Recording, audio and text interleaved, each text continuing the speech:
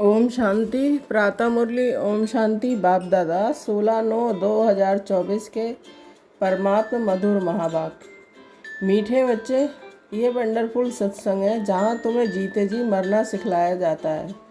जीते जी मरने वाले ही हंस बनते हैं। प्रश्न है, तुम बच्चों को अभी कौन सी एक फिक्रात है?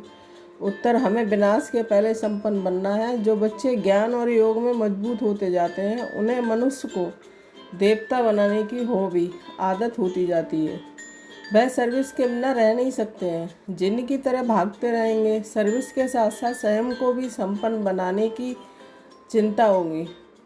ओम शांति। रूहानी बाप बैठ रूहानी बच्चों को समझाते हैं। रूह अब साकार में है और फिर प्रजापिता ब्रह्मा की संतान है, क्योंकि अडॉप्ट किए हुए हैं। तुम्हारे लिए सब कहते हैं कि ये भाई बहन बनाती है। बच्चों को बाप ने समझाया है, असल में तुम आत्माएं भाई भाई हो। अब नई सृष्टि होती है तो पहले पहले ब्राह्मण चोटी चाहिए। तुम शूद्र थे, अभी ट्रांसफ़र हुए हो, ब्राह्मण भी तो चाहिए ज़रूर। प्रजापिता ब्रह्मा का नाम तो बाला है। इस हिसाब से तुम समझते हो कि हम सब बच्चे हैं, भाई बहन ठहरे। जो भी अपने को ब्रह्मा कुमार कुमारी कहलाते हैं वह ज़रूर भाई बहन ठहरे। अभी प्रजापिता ब्रह्मा की संतान है तो भाई बहन ज़रूर होना चाहिए। ये समझाना है बेसमझों को। बेसमझ भी हैं और फिर ब्लाइंड फेथ भी हैं, जिनकी पूजा करते हैं, फेथ रखते हैं। ये फलाना है परंतु उसे जानते कुछ भी नहीं है। लक्ष्मी नारायण की पूजा करते हैं परंतु वह कब आए, कैसे बने, फिर कहाँ गए, कोई भी नहीं जानते हैं। कोई भी मनुष्य नेहरू आदि को जानते हैं तो उनकी हिस्ट्री जियोग्राफी का भी सब पता है। अगर बायोग्राफी को नहीं जानते हैं तो वह क्या काम का। पूजा करते हैं परंतु उनकी जीवन कहानी को नहीं जानते हैं। मनुष्यों की जीवन कहानी को तो जानते हैं परंतु जो बड़े पास्ट हो गए हैं उनकी एक की भी जीवन कहानी को नहीं जानते। शिव के कितने ढेर पुजारी हैं, पूजा करते हैं फिर मुख से कह देते हैं कि वह तो पत्थर भित्तर में है, कण कण में है। क्या जीवन कहानी ठहरी? ये तो अकल की बात नहीं हुई। अपने को भी पतित कहते हैं। पतित अक्षर कितना फिट है। पतित माना भिखारी। तुम समझा सकते हो कि हम ब्रह्मा कुमार कुमारी क्यों कहलाते हैं? क्योंकि ब्रह्मा की औलाद हैं और अडॉप्टेड हैं। हम कुख वंशावली नहीं, मुख वंशावली हैं। ब्राह्मण ब्राह्मणियाँ तो भाई बहन ठहरे ना, तो उनकी आपस में क्रिमिनल आई हो ना सके। खराब ख्यालात मुख्य है ही काम के। तुम कहते हो हम प्रजापिता ब्रह्मा की संतान भाई बहन बनते हैं। तुम समझते हो कि हम सब हैं शिव बाबा की संतान भाई भाई। ये भी पक्का है, दुनिया को कुछ भी पता नहीं है। ऐसे ही सिर्फ कह देते हैं कि तुम समझा सकते हो। सभी आत्माओं का बाप वह एक है। सबको सब पुकारते हैं। तुमने चित्र भी दिखाया है। बड़े बड़े धर्म वाले भी इस निराकार बाप को मानते हैं। वह है निराकार आत्माओं का बाप। और फिर साकार में सभी का बाप प्रजापिता ब्रह्मा है, जिनसे फिर वृद्धि को पाते रहते हैं। झाड़ बढ़ता जाता है, भिन्न भिन्न धर्मों में आते जाते हैं। आत्मा तो इस शरीर से न्यारी है। शरीर को देखकर कहते हैं कि अमेरिकन है, ये फलाना है। आत्मा को तो नहीं कहते। आत्माएं सब शांति धाम में रहती हैं, वहाँ से आती हैं पार्ट बजाने। तुम कोई भी धर्म वाले को सुनाओ, पुनर्जन्म तो सब लेते हैं और ऊपर से भी नई आत्माएं आती रहती हैं। तो बाप समझाते हैं कि तुम भी मनुष्य हो। मनुष्य को ही तो सृष्टि के आदि मध्य अंत का मालूम होना चाहिए कि ये सृष्टि चक्र कैसे घूमता है, इनका रचयिता कौन है, कितना समय इनके फिरने में लगता है, ये तुम ही जानते हो। देवताएं तो नहीं जानते हैं। मनुष्य ही जानकर फिर देवता बनते हैं। मनुष्य को देवता बनाने वाला है बाप। बाप अपना और रचना का भी परिचय देते हैं। तुम जानते हो कि हम बीज रूप बाप के बीज रूप बच्चे हैं। जैसे बाप इस उल्टे वृक्ष को जानते हैं वैसे हम भी जान गए हैं। मनुष्य को कभी ये समझा ना सके परंतु तुमको बाप ने समझाया है। जब तक तुम ब्रह्मा के बच्चे नहीं बने हो तब तक यहाँ आ नहीं सकते। जब तक पूरा कोर्स लेकर समझते नहीं हैं तब तक तुम ब्राह्मणों की सभा में बैठा कैसे सकते। इसको इंद्र सभा भी कहते हैं। इंद्र कोई वह पानी की बरसात नहीं बरसाते हैं। इंद्र सभा कहा जाता है। परियां भी तुमको बनना है। अनेक प्रकार की परियां गाई हुई हैं। कोई बच्चे अच्छे स्वभावमान होते हैं तो कहते हैं ना कि ये तो जैसे परी हैं, पाउडर आदि लगाकर सुंदर बन जाते हैं। सतयुग में तुम जानते हो परियां परिजादे, अभी तुम ज्ञान सागर में ज्ञान स्नान करने से परियां देवी देवता बन जाते हो। तुम जानते हो हम क्या से क्या बन रहे हैं। जो सदा प्योर बाप है, सदा खूबसूरत है, वह मुसाफिर तुमको ऐसा बनाने के लिए सांवरे तन में प्रवेश करते हैं। अब गोरा कौन बनावे, बाबा को बनाना पड़े ना, सृष्टि का चक्र तो फिरना है। अब तुमको गोरा बनना है। पढ़ाने वाला ज्ञान सागर एक ही बाप है, ज्ञान का सागर, प्रेम का सागर है। उस बाप की जो महिमा गाई जाती है वह लौकिक बाप की थोड़ी ही हो सकती है। बेहद के बाप की ही महिमा है, उनको ही सब पुकारते हैं कि हमको ऐसी महिमा वाला आकर बनाओ। अभी तुम बन रहे हो ना, नंबरवार पुरुषार्थ अनुसार। पढ़ाई में सब एक रस नहीं होते हैं, रात दिन का फर्क रहता है ना। तुम्हारे पास भी बहुत आएंगे, ब्राह्मण जरूर बनना है। फिर कोई अच्छी रीति पढ़ते हैं, कोई कम। जो पढ़ाई में सबसे अच्छा होता होगा वो तो दूसरों को भी पढ़ा सकेंगे। तुम समझ सकते हो कि इतने कॉलेज निकलते रहते हैं। बाबा भी कहते हैं कि कॉलेज ऐसा बनाओ जो कोई भी समझ सके कि इस कॉलेज में रचता और रचना के आदि मध्य अंत का नॉलेज मिलता है। बाप भारत में ही आते हैं तो भारत में ही कॉलेज खुलते हैं, आगे चल विदेश में भी खुलते जाएंगे। बहुत कॉलेज यूनिवर्सिटी चाहिए ना, जहाँ बहुत आकर पढ़ेंगे। फिर जब पढ़ाई पूरी होगी तो देवी देवता धर्म में सब ट्रांसफ़र हो जाएंगे, अर्थात मनुष्य देवता बन जाएंगे। तो मनुष्य देवता बनते हो ना। गायन भी है मनुष्य देवता की है। यहाँ ये है कि मनुष्यों की दुनिया वह है, देवताओं की दुनिया। देवताओं और मनुष्यों में रात दिन का फर्क है। दिन में है देवता है, रात में है मनुष्य। सब भक्त ही भक्त हैं, पुजारी हैं। अभी तुम पुजारी से पूज्य बनते हो। सतयुग में शास्त्र भक्ति आदि का नाम नहीं होता है। वहाँ हैं सब देवता, मनुष्य होते हैं। भक्त मनुष्य ही फिर देवता बनते हैं। वह है देवी दुनिया। इनको कहा जाता है आश्री दुनिया। राम राज और रावण राज। आगे तुम्हारी बुद्धि में ये थोड़ा ही था कि रावण राज किसको कहा जाता है। रावण कब आया कुछ भी नहीं पता था। कहते हैं कि लंका समुद्र में डूब गई। ऐसे ही फिर द्वारका के लिए भी कहते हैं कि अभी तुम जानते हो ये सारी लंका डूबने की है। सारी दुनिया भी बेहद की लंका है, ये सब डूब जाएगी, पानी आ जाएगा।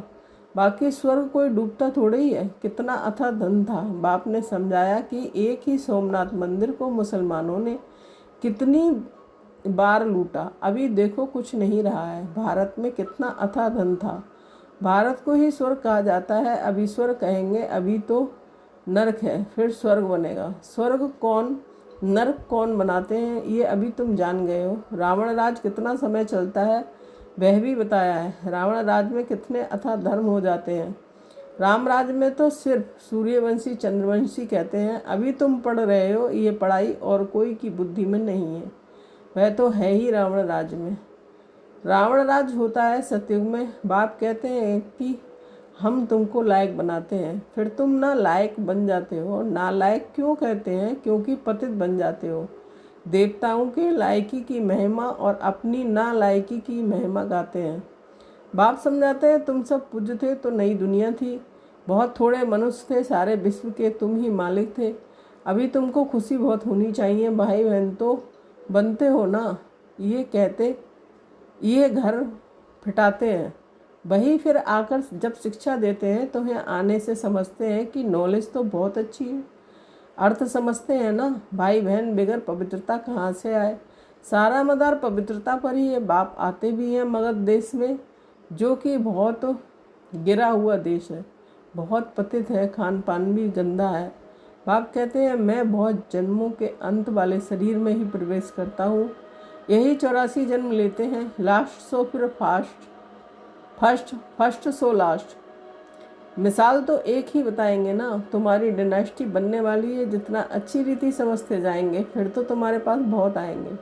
अभी ये बहुत छोटा झाड़ है, तूफान भी बहुत लगते हैं। सतयुग में तूफानों की बात ही नहीं है। ऊपर से नई नई आत्माएं आती रहती हैं, तूफान लगते ही गिर पड़ते हैं। वहाँ तो माया का तूफान होता ही नहीं है। यहाँ तो बैठे बैठे मर जाते हैं और फिर तुम्हारी माया के साथ युद्ध है तो वह भी हैरान करती है। सतयुग में ये नहीं होगा। दूसरे कोई धर्म में ऐसी बात होती नहीं है। रावण राज्य और राम राज्य को और कोई समझते ही नहीं है। भल सत्संग में जाते हैं, वहाँ मरने जीने की बात ही नहीं होती है। यहाँ तो बच्चे अडॉप्ट होते हैं। कहते हैं कि हम शिव बाबा के बच्चे हैं, उनसे वर्षा लेते हैं, लेते लेते फिर गिर पड़ते हैं तो वर्षा भी खल्लास हंस से बदलकर बगला बन जाते हैं। फिर भी बाप रहमदिल हैं तो समझाते रहते हैं कि कोई फिर से चढ़ जाते हैं। जो थमे स्थिर रहते हैं उनको कहेंगे महावीर हनुमान। तुम हो महावीर महावीरनी, नंबरवार तो है ही। सबसे पहलवान को महावीर कहा जाता है। आदि देव को भी महावीर कहते हैं, जिससे ही ये महावीर पैदा होते हैं जो विश्व पर राज करते हैं। नंबरवार पुरुषार्थ के अनुसार रावण पर विजय पाने के लिए पुरुषार्थ करते रहते हैं। रावण है 5 विकार। ये तो समझ की बात है। अभी तुम्हारी बुद्धि का ताला बाप खोलते हैं, फिर ताला एकदम बंद हो जाता है। यहाँ भी ऐसे हैं कि जिनका ताला खुलता है तो वह जाकर सर्विस करते हैं। बाप कहते हैं जाकर सर्विस करो, गटर में जो पड़े हैं उनको निकालो। ऐसे नहीं कि तुम भी गटर में गिरो, तुम बाहर निकल औरों को भी निकालो। विषय बैतरणी नदी में अपरम अपार दुख हैं, अभी अपरम अपार सुखों में चलना है। जो अपरम अपार सुख देते हैं उनकी महिमा गाई जाती है। रावण जो दुख देते हैं उनकी महिमा होगी क्या। रावण को कहा जाता है असुर। बाप कहते हैं तुम रावण राज्य में थे, अभी अपार सुख पाने के लिए तुम यहाँ आए हो। तुमको कितने अपार सुख मिलते हैं, खुशी कितनी रहनी चाहिए और खबरदार भी रहना चाहिए। पोजीशन तो नंबरवार होती है। हर एक एक्टर का पोजीशन अलग है, सब में तो ईश्वर हो ना सके। बाप हर बात बैठ समझाते हैं। तुम बाप को और रचना के आदिमत अंत को जान जाते हो। नंबरवार पुरुषार्थ के अनुसार नंबरवार पढ़ाई पर ही मार्क्स होती है। यह है बेहद की पढ़ाई, इसमें बच्चों का बहुत अटेंशन होना चाहिए। पढ़ाई एक रोज़ भी मिस ना हो। हम हैं स्टूडेंट, गॉडफादर पढ़ाते हैं, वह नशा चाहिए, बच्चों को चढ़ा रहना चाहिए। भगवान वाच सिर्फ उन्हों के नाम बदलकर श्री कृष्ण का नाम डाल दिया है। भूल से श्री कृष्ण भगवान वाच समझ लिया है, क्योंकि श्री कृष्ण हुआ नेक्स्ट टू गॉड। स्वर्ग जो बाप स्थापन करते हैं उनमें नंबर 1 ये है ना कि ये ज्ञान अभी तुमको मिला है। नंबरवार पुरुषार्थ के अनुसार अपना भी कल्याण करते हैं और दूसरों का भी कल्याण करते रहते हैं। उनको सर्विस बगैर कभी सुख नहीं आएगा। तो बच्चे योग और ज्ञान में मजबूत हो जाएंगे तो काम ऐसे करेंगे जैसे जिन। मनुष्य को देवता बनाने की हॉबी आदत लग जाएगी। मौत के पहले ही पास होना है, सर्विस बहुत करनी है। पीछे तो लड़ाई लगेगी, नेचुरल कैलोमिटीज भी आएगी। अच्छा मीठे मीठे सिकिल दे बच्चों के प्रति माता पिता बाप दादा का याद प्यार और गुड मॉर्निंग। रूहानी बाप की रूहानी बच्चों को नमस्ते। हम रूहानी बच्चों की रूहानी माता पिता बाप दादा को याद प्यार गुड मॉर्निंग, नमस्ते नमस्ते, शुक्रिया बाबा शुक्रिया। धारणा के लिए मुख्य सार 1 पॉइंट। लास्ट से फर्स्ट जाने के लिए महावीर मन पुरुषार्थ करना है। माया के तूफानों में हिलना नहीं है। बाप समान रहमदिल बन मनुष्यों के बुद्धि का ताला खोलने की सेवा करनी है। 2 पॉइंट, ज्ञान सागर में रोज ज्ञान स्नान कर परिजादा बनना है। एक दिन भी पढ़ाई मिस नहीं करनी है। भगवान के हम स्टूडेंट हैं, इस नशे में रहना है। वरदान, गंभीरता के गुण द्वारा फुल मार्क्स जमा करने वाले, गंभीरता की देवी व देवता भाव। स्पष्टीकरण, वर्तमान समय गंभीरता के गुण की बहुत आवश्यकता है, क्योंकि बोलने की आदत बहुत हो गई है। जो आता है वो बोल देते हैं। किसी ने कोई अच्छा काम किया और बोल दिया तो आधा ख़त्म हो जाता है, आधा ही जमा होता है, और जो गंभीर होता है उसका फुल जमा होता है। इसलिए गंभीरता की देवी व देवता बनो और अपनी फुल मार्क्स इकट्ठी करो। वर्णन करने से मार्क्स कम हो जाएगी। स्लोगन, बिंदु रूप में स्थित रहो तो समस्याओं को सेकंड में बिंदु लगा सकेंगे। ओम शांति।